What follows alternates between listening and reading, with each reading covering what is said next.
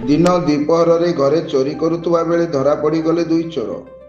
गतकाली दिन द्विपहर पालाखुंडी थाना पुलिस द्वारा राणीपेटा स्थित सिंहनगर अंचल में चोरी करुवा दुई चोर को गिरफ्त कर सूचना रही।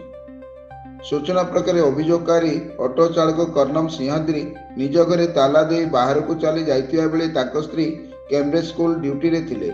एतिसह ताको संतान माने मध्य स्कूल को जाइथिले।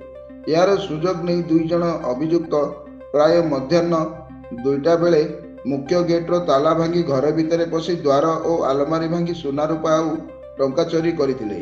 परे अभियोगकारी प्राय 2:30 बेले घर को फेरी आसी देखिला बेले को घरर ताला भंगा जाइछि। से चोरी होइतिबा संदेह करी चित्कार करथिले।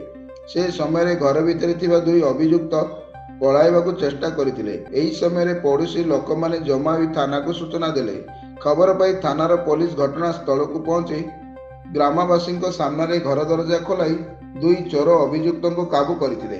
घटनास्थल में तदंत करी सेमानंक पाखरु 3 तोला सुना आभूषण 10 तोला चांदी आभूषण नगद राशि 20,000 टंका जबत करा जायतिला।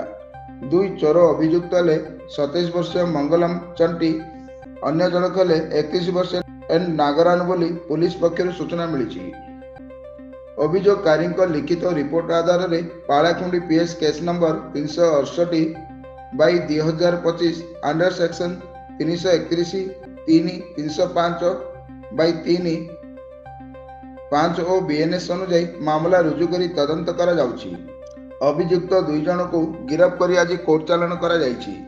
जबत सुना चांदी गहना एवं नगद 20,000 टंका आईन अनुसार सीज करा जाइछि। चोरी बरामद होइतिबा गहनार आनुमानिक मूल्य 4,70,000 टंका हेबो बोली पुलिस कहिछि। विशेष सूचना जे अभियुक्त मंगलम चंटी पूर्वर 8 गोटी चोरी मामला रे संपृक्त रहितिबा आदर्श पुलिस थाना पक्षरु आज संध्या बेले सूचना दिया जाइछि।